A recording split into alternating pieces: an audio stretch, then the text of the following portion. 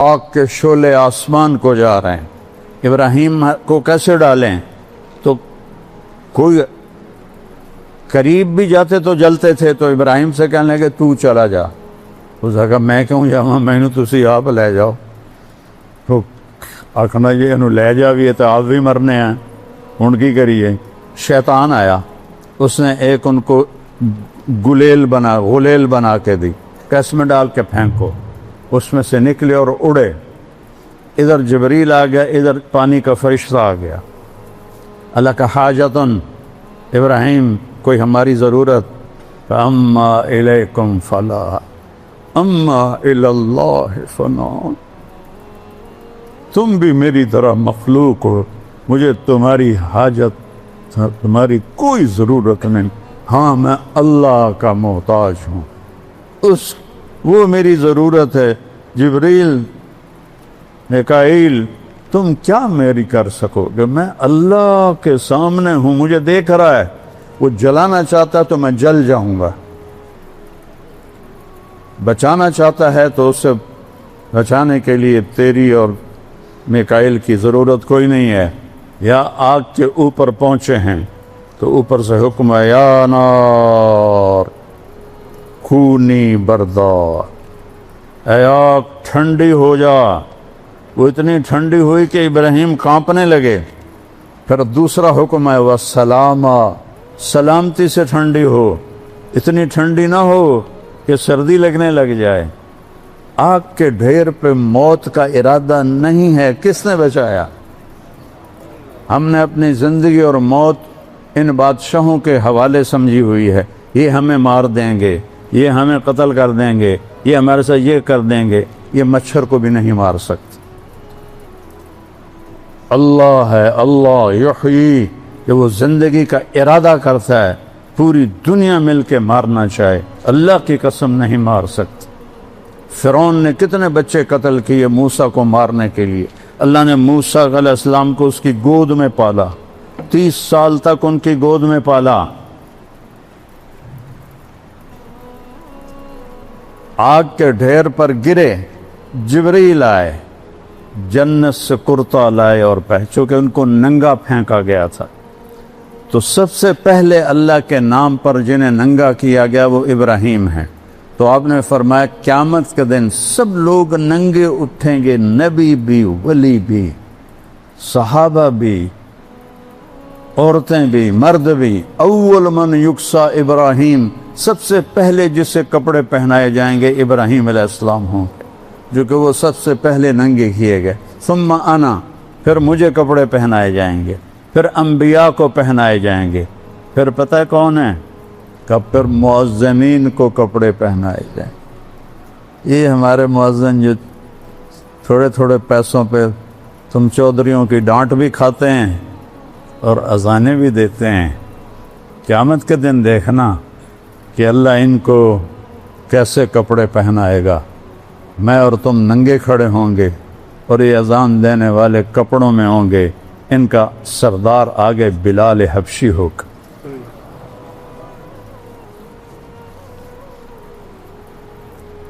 حضرت علی علیہ السلام فرمایا کرتے تھے کہ ایک چیز کی حسرت رہ گئی کہ میں اپنے بیٹے حسن حسین کے لیے اللہ کے نبی سے مسجد نبوی کی اذان مانگ لیتا کہ میرے بچوں جب بڑے ہوں تو اذان ان کے سپرد کی جائے، جو جنت کے سردار ہیں، جو میری نبی کی آنکھوں کا تارا ہیں، نبی کی آنکھوں کی ٹھنڈک ہیں، نبی کے دل کا نور ہیں، نبی کی ٹہنیاں ہیں، جنت کے پھول ہیں، جنت کے سردار ہیں، ان کی ماں جنت کی عورتوں کی سردار ہے، ان کا باپ آپ نے کہا ان تینوں سے افضل ہے، اس کا گھر نبی کے گھر کے سامنے ہے۔ وہ کہہ رہے میں اذان مانگ لیتا، میں اذان مانگ لیتا۔ جب قادسیہ کی جنگ میں مؤذن زخمی ہو گئے تو عرب سرداروں میں لڑائی پڑ گئی، ایک کہتا تھا میں اذان دوں گا، دوسرا کہتا تو میں اذان دوں گا۔ یہ ایم پی بننے کے لیے نہیں، اپنا ضمیر بھی بیچتے ہیں، ایمان بھی بیچتے ہیں۔ وہاں اذان دینے پہ لڑائی ہو رہی. آخر حضرت سعد بن نبی وقاص نے قرعہ ڈالا. قرعے میں جس کا نام آیا اس کو اذان دی گئی. جب حضرت عمر نے بیت المقدس فتح کیا تو حضرت بلال نے قسم کھائی تھی جب تک اللہ کے نبی کے بعد میں اب اذان نہیں دوں گا، تو اذان نہیں دیتے تھے. ایک دفعہ اذان دی. جب کئی سال گزر گئے آپ کی وفات کے بعد، مدینہ چھوڑ کے شام جہاد پہ چلے گئے، تو آپ خواب میں آئے. بلال یہ کیا بے وفائی ہے، ملنا ہی چھوڑ دیا. ان کو اس طرح ایک یعنی عجیب جنون ان پر سوار ہوا کہ انہیں یوں لگا جیسے اللہ کا نبی زندہ ہے اور مجھے بلا رہے ہیں.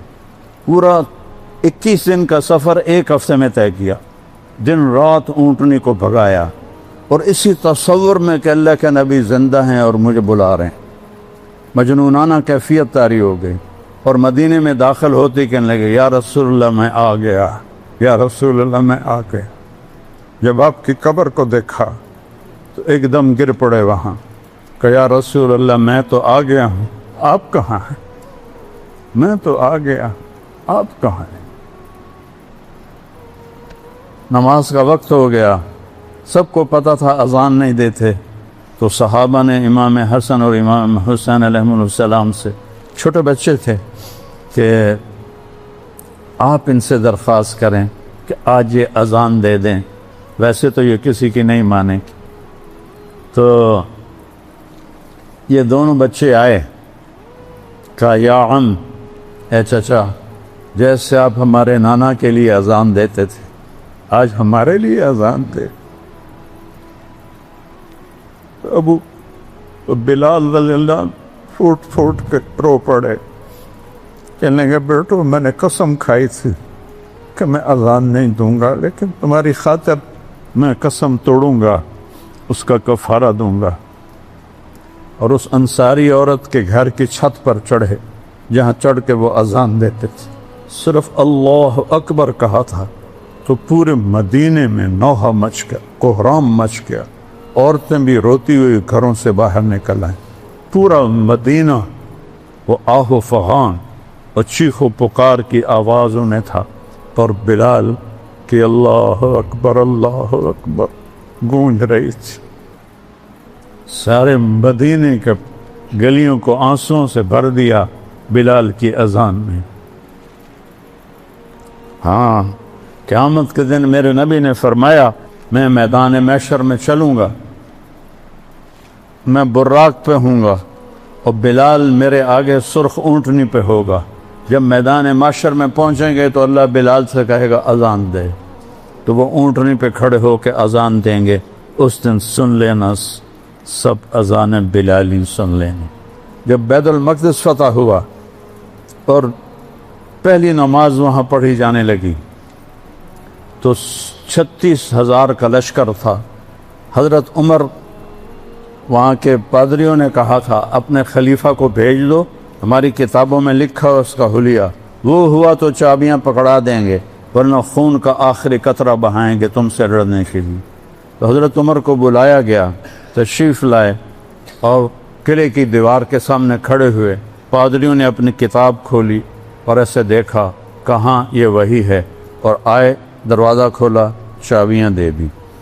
تو پہلی نماز پڑھی جانے لگی. تو سارے صحابہ نے حضرت عمر سے کہا بلال سے کہہ دیں آج اذان تو کہے. واہ بلال واہ، یہ عزتیں مانگو اللہ سے. کون سی عزتیں مانگتے ہو؟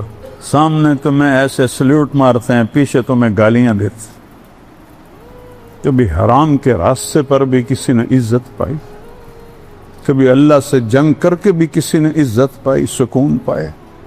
کبھی ظلم و ستم کے پہاڑ توڑ کر بھی کوئی بڑا انسان بنا؟ یہ عزت ہے کہ 22 لاکھ مربع میل کا مالک آ کے بلال سے کہتا ہے کہ بلال آج ہماری درخواست اذان تو دے. وہ پھر رونے لگے، کہنے ایک دفعہ قسم پہلے توڑی تھی، آج دوبارہ تیری خاطر توڑوں گا. اور وہاں ایک چٹان ہے جس کے اوپر اب گنبد بنا ہوا ہے، اس کے اوپر کھڑے ہو کر جب انہوں نے اللہ اکبر فرمایا تو 40-36 ہزار کا لشکر کی داڑیاں روتے روتے آنسوؤں سے فرق ہوئے، جیسے وضو کر کے نکلے ہوں ایسے داڑیوں سے آنسو ٹپک رہے تھے۔ یہ عزت ہے، اس کو عزت کہتے ہیں۔ اسے عزت نہیں کہتے کہ ہوٹر والی گاڑی مل جائے اور ہوٹر والے آگے موٹر سائیکل ہوں اور تمہارے گاڑی پہ جھنڈا لگا ہوا ہو، یا تم بہت بڑے گھر کے مالک بن جاؤ، بہت بڑی تجارت کے مالک بن جاؤ، مرتے ہی سب خاک ہو جائے۔